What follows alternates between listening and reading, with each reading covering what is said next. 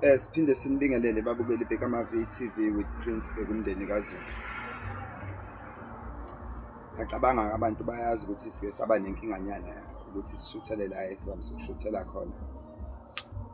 Noma sesivamise ukushuthela sisemotweni so ngesiyinhloso yethu. Nayi indawo kahle kahle sisishuthele kuyona. So kube nenkinganyana ngake ngachaza ukuthi uke wathi ukhekwa ipage lethu ye-YouTube. So kade sesibhizi kakhulu ku-TikTok. So sayilungisa lezo zinto. So besifuna ukuqinisekisa ukuthi seyilunge ngokuyikhona khona. So hayi seku-right. Asinoki umuntu-ke ngokuhekhwa ke-page kodwa sesilungisile udaba. Akudingi nina-ke kodwa ukuthi silungise kanjani. Kodwa sigcine simtholile ukuthi ubawenza leyo nto. Namuhla-ke ngifuna ukuzokhuluma ngale ndaba leyo lokho ngangitheka ngikhulume ngale nto. Please guys, take note. Uma ngabe ngikhuluma ngento yesithwalo noma into eyiphathelene nokuthwala, cela ningangibuzi bafowethu kuma inbox kwi-TikTok na ku-Facebook ukuthi mina ngithwele yini ngoba ngeke niyithole leyo mpendulo. Enizoyithola nje ukuthi cha. Ngaphinde nje ningibuze leyo nto. It's an offensive question. Bayathanda ukubuza leyo nto. Futhi take note, umuntu isithwalo akhuluma ngaso, shosho I guarantee you so ngesiso isithwalo owasenza yena. Umuntu isithwalo asenzile akalokuthi exoxe ngaso nangebhadi ngoba once waxoxa ngaso zaphela insuku zakhe zokuphila. Kuba imfihlo yakhe nje ezefe futhi le nto yenza ube nenhliziyo embi. Ngalendlela exa kusathana. Ngiyangibona mina nginayo inhliziyo. Before I miss the topic, let me start. Namuhla ngifuna ukuzokhuluma ngalento leyo yokulandwa komuntu. Mangabe kuthiwa umuntu ushonile, mhlambe masiyalandwa or kulandwe umphefumulo wakhe. Sengibone kaningi silento ke ngikhulume, clarify, ngi-explain, ngi-define, ngi-describe. Abantu bayawenza amaphutha amaningi futhi ke basuke bengaqondile Nkosi yami ukushoda kolwazi ngoba phela ngiyasisho ukuthi nathi sazi kangcono kodwa uyabona la okunephutha khona kululu ukubona iphutha kunokubona ubuwrong bakho. Ngisho la umuntu mayelandwa khona ngehlahla leli ihlahla lomphafa abanye bathi umlahla nkosi. Okokuqala nje ngifuna ukugcizelela ukuthi ngokwesiko lethu thina kwaNtu indoda elandwa ngumlahla nkosi. Umuntu owubulili bendoda noma besilisa. Owesifazane akwenziwa kodwa sesibone kwenziwa elandwa nangawo umlahla nkosi umphafa lo engishona. Uye ulandwe ngani ke wesifazane? Cha, kuye kusetshenziswe ihlahla lomgani or ngithi bekuye kusetshenziswe ihlahla lomgani. Sesibone abantu besebenzisa into eyodwa. Futhi umuntu mangabe eshonele egcekeni akunasidingo sokuthi elandwe lowo muntu. Ungathathwa nje umphefumulo wakhe usiwe endlini mhlambe lapha kuzobe kukhona ibhokisi lakhe. Enye into engifuna beyinake abantu ukuthi umzimba wakhe lo esiubiza ngesidumbu, umuntu masedlulile emhlabeni ngoba umzimba womuntu ophilayo sesithi isidumbu ukuze kube clear ukuthi sikhuluma ngani. Awunasidingo kakhulu lapha endabeni yehlahla ngoba khona ukuthi umuntu ushonele eGoli kodwa uzofihla eKZN. Uthola ukuthi ke amakhaza anenzela kube lula enithathele isidumbu sakhe eyosibeka emakhazeni aso ase-KZN. Ngiyengiboneka abantu ke amaphutha abawenzayo uthola ukuthi mase bemlanda basuka lapha ekhaya mase bezomlanda ntambama esezoyolala ekhaya mase wafihla. Besuke nehlahla benalo lapha kunesidumbu sakhe khona. No, ukulanda kusuke kulanda umphefumulo wakhe. Into eyenza ukuthi uhambe nesidumbu sakhe from point A to point B. Ingoba phela mhlambe usuka abantu bemlande esibhedlela kuseduzane mayeshona esibhedlela noma la ashonele khona uthola ukuthi kusondelene nasemakhazini. Uthola ukuthi seniyasuka ke nehlahla la inlande khona ngoba into ebalekile umoya wakhe.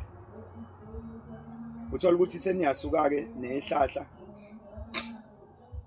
niya lapha emakhazeni ngesikhathi nizomlanda ke niyakhuluma akubhekwa ke emuva nangebhadi futhi awuxoxi nabanye abantu onabo uyathula nje wena futhi akufanele ube umuntu odriver futhi imoto ngathi ngangaba yomphakathi ngoba kunomsindo ngenzeka lowo msindo udala inkingi kufuneka kube imoto nje specific ezokwenza lento kuphela. Uthola ukuthi niyasuka-ke la enilanda khona umoya wakho niya lapha emakhazeni nifike nithathe isidumbu sakhe mase niye ekhaya. No, ayikho inkinga lapho. Abanye kuthola ukuthi bathatha umphefumulo wakhe-ke beze beshiye amahlahla laphana phekwe laphana emakhazeni benzela ukuthi phela kungahlukene. Umuntu uyalandwa ngisho esewangcwatshwa ngoba kusuke kungalandwa umzimba wakhe, kusuke kulandwa umphefumulo wakhe. So abantu kufanele bebe careful ngaleyo nto. Maqondene kusondelene ayikho inkinga manidlule emakhazeni lokhu nihamba naye kodwa ngase kuniphazamisa ngoba ningakwazi ukuthi omunye oyolanda umphefumulo wakhe landa umphefumulo wakhe esuke nje eqonde ekhaya abalanda isidumbu behambe ngokuhlukana. Ingenzeka into ekanjalo ngoba makuthiwa uswangcwatshwa nje umphefumulo wakhe wadlula eGoli nosithathaphi isidumbu sakhe ngoba kufanele niyolanda exactly la ashona khona or around. Kuyenzeka abantu abafani, kuyenzeka omunye kuthiwa uyalanda kanti akalandekile, kuthiwe isport akusiso noma akukho eduze kwakhona yabona. Kodwa maku around sinethemba ngoba phela ezinye izinto zifuna izazi zakhona, kuyafuneka nibe nomuntu one-information. Okay-ke uthola ukuthi-ke abantu-ke sebemlandileke umuntu-ke umphefumulo wakhe-ke sebewubekile laphana uye ubekwe lapha kanye nalo-ke ibhokisi lakhe. Kwesinye isikhathi nje ubekwe lapha nesosweni noma kubekwe phekwe ibhokisi lakhe kodwa sesekhaya. Yonke into eyenzakalayo-ke iyakhulunywa-ke, konke kuyakhulunywa-ke.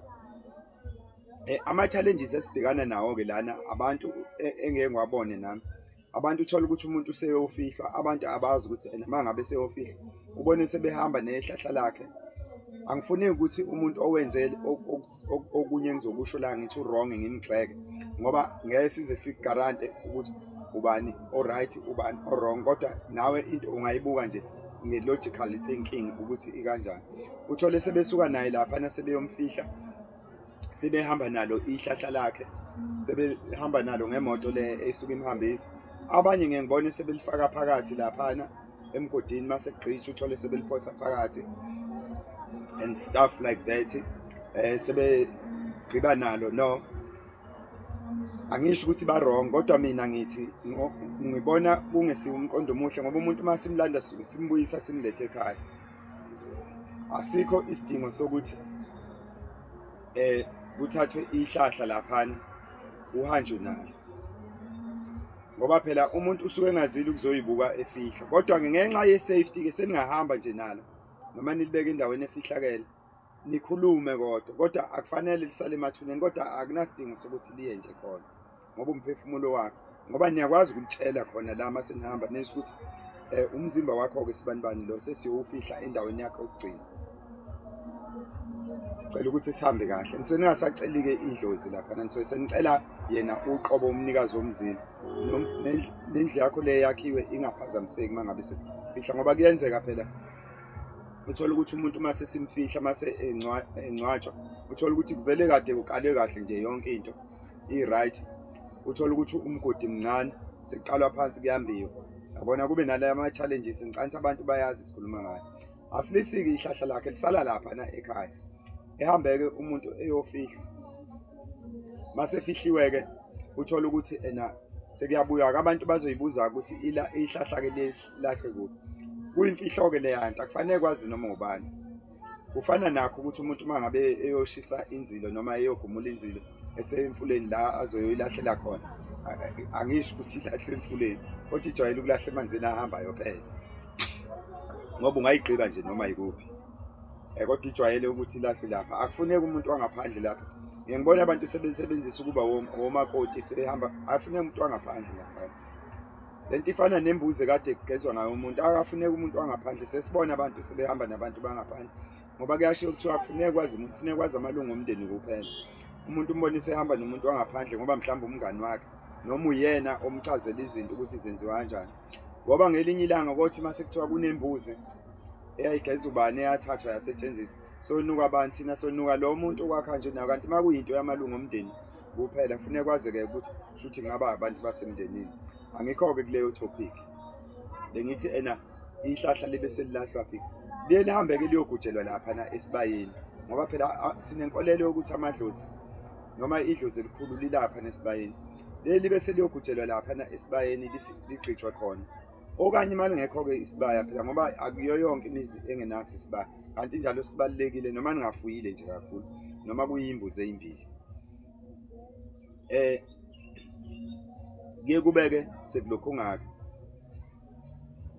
selisiwa laphana engadini. Ingadi kuhlukene nensimu, la izivande lokho kulinywa egcekeni, kube seliyogqitshwa khona, ligujwe kugqitshwe futhi akuhambi inqwaba yabantu, kuhamba umuntu oyedwa.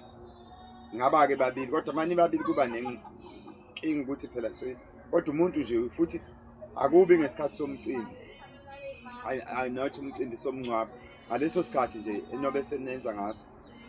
Manje ngaligqibi-ke laphana engadini, indawo yesithathu engalifihla kuyilaphana ezaleni noma eduze kwasezaleni, leli bese ligqitshwa nje. Futhi kuyashiya ukuthi sesiyakubeka-ke lapha usibheke noma ubheke ikhaya. Omunye umuntu othi mase khanjwa kulowo muzi kwenziwa kanjani, cha phela ngithi mase khanjwa phela akunankinga, le nto isuke ingasahlangene nalokho. Nawe ube setshelwa njengabo bonke abantu abatshelwayo ukuthi sesiyahamba, like kube sekukhulunywa nedlozi phela lapho mangabe sekuhamba umuzi usuya kwenye indawo. Yikho phela sekusala ney'ngcwaba elisuke likhona kulelo gceke, kuyakhulunywa nalo iy'ngcwaba lelo. Akusho ukuthi sekufuneka kuyogujwa lelo ngcwaba noma kuyogujwa lelo hlahla. Khona-ke enye into engifuna ukuyichaza-ke kubantu, le process yokuthi uthole ukuthi umuntu abanye abamlandi ngosuku lolu angcwatshwa ngalo, noma uthole ukuthi akalandwanga, uselandwa ngalolu suku angangcwatshanga ngalo. Yenzeka-ke uthole ukuthi walandwa ngosuku azofihlwa ngalo, kodwa uthole ukuthi mase kwenzeka izinto, sekuqhubeka izinto, mase kubhekwa ngoba abantu babuye beye kubantu ababonayo noma abaqamba amanga, kuthiwa kangenanga ekhaya. Abantu baye bedideke-ke bethi awunanga umuntu ngoba samlanda. Kunenkinga-ke esengiyi-experience-ile noma esengike ngayibona. Kuyenzeka umuntu ngesikhathi nimlanda ngaso, umuntu kuyenzeka uthole ukuthi naye udlule kungakafiki isikhathi sakhe, kodwa udluliswe isandla somuntu noma isimo sokuloywa noma sokuthakathwa, kanjalo njalo njalo. So umuntu uma edlule kungakafiki isikhathi sakhe, okanye mhlawumbe umuntu obetshethe ugodo, obethwele, udlule kungakafiki isikhathi sakhe emhlabeni. So lowo muntu-ke uma ngabe kukanjalo, uyethi uma elandwa ngalolu suku alokhunga ngalo, afihlwa ngalo, uyefika eme ngaphandle ngoba uyebona abantu bekhala, nawe uyadideka ukuthi abantu bakhalelani ngoba yena uyibone engashonile. Yindaba ushone engakafiki isikhathi sakhe. Yikho-ke mase niya kubantu ababonayo, hhayi ukuthi ngiyaba-backup-a noma ngiyabasapotha, mase benitshela ukuthi nayo ubani akalandwanga. Kwenzeka-ke ey'meni ey'kanjalo. Yikho-ke uma ngabe kuney'nsolo zokuthi umuntu ngathi khona isandla semfene ekushoneni kwakhe, sesingathandisisi ukuthi kuye kungabi kuhle ukuthi elandwe umoya wakhe ngalesikhathi afihlwa ngaso, ngoba naye uyethi uma engena ekhaya, ngithi kuyakhalwa, kunesililo, kunomunye, ebone kunomunye, uma seyesaba ukungena ngoba akazi kwenze njani, usuke engazi phela yena ukuthi ushonile, usuke ey'bone ephila. Yikho-ke uye uthi-ke uma ngabe uzothi umuntu uye beselandwa nini-ke emva kwalapho. Yikho-ke kuba nesikhathi ukuthi uma ngabe sekwenziwa umsebenzi wakhe, mase yalandwayo ngaleso sikhathi, ngoba ngisho kuthiwa besingakafiki isikhathi sakhe, uma ebona kubuswa naye akathuke, akaxwaye, uyangena ngaphakathi. Cansi kuyaphenduleka-ke mhlawumbe lento or iyachazeka lento ebengifuna ukuyichaza. Enye into ebengifuna ukuthi ngiyichaze before ngene kwi-main topic, kunalento yokuthi iy'nyanga zilala namantombazane or ziyadlwengula ey'godlweni and stuff like that, yabo, into ekanjalo. Ziyenzeka into ey'kanjalo, iy'nyanga ziyawahalela amantombazane, kodwa nawo amantombazane ayaba nomthelela sometimes. Indlela agqoka ngayo, siyacela uma ngabe niya kubantu abahlole ayo noma abasiza abayizinyanga, nibe nendlela yokugqoka. Uma uthola inyanga nje eyibhekile into yayo, uma ugqoke ngendlela engesiyasho nje ungene, ngicela uphume sisi, uhambe uthole into ozomboza ngayo umzimba, ngoba phela inyanga nazo ziyabantu, zinemizwa. Mina nje khona omunye usisi nje owayehlushwa into encane kabi, engathi ishusha, ngoba akusiyinto eyinkinga. Wayehlushwa noma ngeke ngimention, wayehlushwa izintwala, ethi useyilapha yonke iy'ndawo ey'ningi, bemtshela bethi ezesichitho, bemgqumisa, bemphalaza, ungazi-ke wayegqume enzani, iphalaza enzani, ngoba iy'ntwala yilashwa nje without ukwenza leyo nto. Shuthi wayethole lezi iy'ntwala lezi ey'ngalapheki. So lo sisi into owayenza-ke, wathi ufuna ukuthi ebonane nami khoma sonke nhlahla ngangi-around eThekwini, futhi nginayo imbiza, ngoba imbiza yey'ntwala ayidingi ukuthi uyozikhandela umuntu specific, ukuthi nje iy'mbiza-ke zethu zihlupha ngokuthi iningi lethu alikwazi ukuthi liyifake izinto ezokwenza inga-expire. Iyafakwa imbiza into ukuthi inga-expire noma kuthatha isikhathi eside ukuthi yonakala, ngoba phela abantu uthola benika abantu into ngisho isi-expire isiphelelwe yi-taste noma ingasenawo lamandla la ukuthi yenze leyo nto. Manje uthola ukuthi umuntu akuselapheki kanti hayi ibisindala kakhulu, kanti banakho-ke ukuthi abantu hayi masindali lapho i-strong khona, hayi lezi zokuthatha ey'vamise ukwenza lokho. So usisi-ke ngabe sengimenzela-ke imbiza, wasebuza ukuthi imalini, ngase ngithi mina hayi no, ungakhipha nje okuthandayo. So usisi wathi ena usesaba ukuthi ena kuye kwenzeke ekhokhe engalokhungi engasizakali. Ngathi mina no, ungangena nje lento le uthenga isipeyiti lana usilento ungene ema-toilet, i-public toilet noma elento, ngoba akudingi imoya ukulapha iy'ntwala, akudingi imoya, akudingi idlozi. Ungene in-public toilet ukulaphe futhi ngizohlala nawe. Wayidrayiva imoto yakhe-ke, sasihlele emotweni yakhe lo sisi. Ngizohlala nawe futhi ungitshele ngendlela engathi uma ngimbuza ukuthi zinjani iy'ntwala, wayengesabe ngisho ukugumula ile nto engifuna ukuyisho. Ngambona ephakamisa ilento ingubo kanje evula isiketi, ngambuza ukuthi ena hawu wenze njani sisi? Wathi ngifuna ukutshengisa nala ukuthi sekunjani. Ngathi mina hayibo inkomo yakho phela le. Wathi akunendaba bhuti, anginendaba baba, ngendlela esengihlupheke ngayo ngakusiza. Awucabangeke kube ngumuntu nami ngoba nje phela ngisemusha, ngisaphila, noma ngisumuntu omusha phela, ngoba ngimdala kakhulu ukuthi ngaba kule genge eko-35, ngithi sengiyingaphezulu ngisho ka-45, angiqondile ukuchaza iminyaka yami. So ukube nami ngangumuntu ohalayo ngase ngizobona intombi laphana, ngoba futhi kwangahlolelwana, kwangenziwa into ejulile. Ngase nami ngoba naye wasenakho lokho, ngase ngimtshela ukuthi mina no, hamba in public toilet. Wahamba wathi bengenzela ubone ukuthi isikhumba sami sesingathi sikafishi. Ngathi hayi ngiyayi-understanda leyo nto. Ngathi hamba in public toilet uzobuya le mbiza le. Wathenga isipeyiti wahamba waya in public toilet, ngamtshela ukuthi eyithathe kanjani, enze kanjani. Akuthathi vele isikhathi eside, ngamchazela ukuthi eyenze kanjani. Wabuya ngathi akahabule lokhu. Wathi ebuya nje ngangazi vese ukuthi kuzobe sekwenzakaleni. Wathi ebuya wathi ena lento uyezwa yena, uzwe iluma wonke excuse me.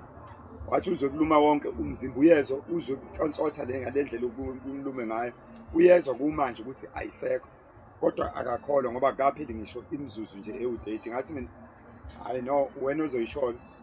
Wabe sethi no, useyabona, uyezwa nasemzimbeni ngoba zaseyiqala nokuvela zimluma nala nayo yonke indawo enoboya nasemakhwapheni, ngoba wangitshengisa-ke ekhwapheni, anginqabanga ukubona.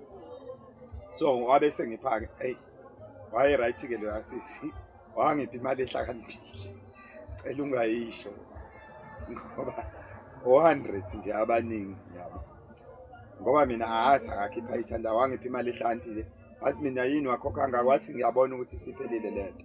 Wathi bongifonela uma ngabe ingekho. Wathi ayisekho. Wathi ngoba belokhu ekhuluma nami nje bikho. So engisholo ukuthi abantu besifazane ibona abenza sometimes inyanga zigcine ilala nabo, ngoba vese nazo ziweak, ziyawathanda amantombazane. Inyanga-ke nje ziyawathanda amantombazane. Manje intombazane uma izoveza bukancane ukuthi inyanga ihlule ukuyibamba. Ngaphandle-ke uma isingenayo imizwa esebenza ngokwanele, kuyasixaka ukuthi awunayo imizwa esebenza ngokwanele kodwa ubudayisa induku, umuthi othi uvusa induku. Siyabonga. Please don't forget to subscribe, share, like and comment. The name of the channel called Kama V TV with Prince Bheki kaZulu. Sabuya namanye ama-topic, siyatholakala naku-YouTube. Prince Bheki, Kama V with Prince Bheki kaZulu. Naku-TikTok sikhona, naku-Facebook Kama V TV, and naku-Instagram, though we are not always available ku-Instagram ngoba abantu abaningi abakawu-join u-Instagram. Thank you, kiyaleboga, siyabonga, ekespire danke, nibe nosuku oluhle, sinithanda, ure. I know singaqhubeka. Hawu usashutha kanti hayi bo, ungayenzi leyo nto, bathana babukeli.